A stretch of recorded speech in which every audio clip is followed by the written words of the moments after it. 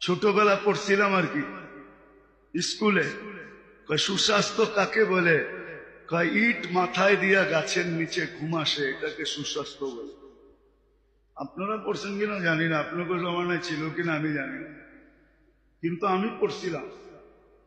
সুস্বাস্থ্য কাকে বলে? ইট মাথায় দিয়া গাছের নিচে ঘুমাসে, তাকে সুস্বাস্থ্য বলে। ওর ঘুমাইতে কিচ্ছু লাগে না, যেখানে রাইত ওইখানেই, এটার নাম হলো সুস্বাস্থ্য। নির্ভীক ছিল মানুষ। আর এখন কত প্রযুক্তি ব্যবহার করেও তারপরে কি নাই? ঘুম নাই, নির্ভীক না, সারাদিন আতঙ্ক। একদল ধনী হইতেছে, শুধু টাকা ব্যাংকে জমা করতেছে, ভোক্ত করতে পারতেছে না। শুধু মাঝে মাঝে পেপার পত্রিকায় উঠে এত নম্বর ধনী, অত নম্বর ধনী, কিন্তু ওর কাছে তো সুখ নাই। ও ট্যাবলেট খায়া ঘুমায়, যদিও ও টেনশনের ফ্যাক্টরি বানাইছে, মেডিসিন বানায়, ওইটা বানাইও ও টেনশনে পড়া, ও এখন টেনশনের ওষুধ খায়া ঘুমায়। কই যাবেন আপনি?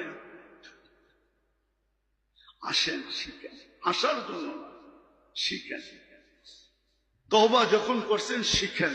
আল্লাহ আমাদের সবাইকে হক্কানি আলেম ওলামা আল্লাহ ওয়ালাদের কাছে যায়া নিজের জীবনটাকে সুরক্ষিত করা। ছোট ছোট আমল, আরে মেরে দোস্ত, আল্লাহ রসুল তো বলছে। আপনারা আমি দেখাই, কিচ্ছু করলেন না, আসসালাতু ইলাস সালাতি কাফারা, মানে কি? নামাজ থেকে নামাজ সুরক্ষা। ফজর পড়া জোহর পড়লেন, মধ্যখানে সুরক্ষা। জোহর পড়া আসর পড়লেন, মধ্যখানে সুরক্ষা। আসর পড়া মাগরিব পড়লেন, মধ্যখানে সুরক্ষা। মাগরিব পড়া এশা পড়লেন, মধ্যখানে সুরক্ষা। এশা পড়া ঘুমায় গেলেন, ফজর পড়লেন, সুরক্ষা। যদি উঠা গেলেন তো সুরক্ষার মধ্য থেকে উঠা গেলেন।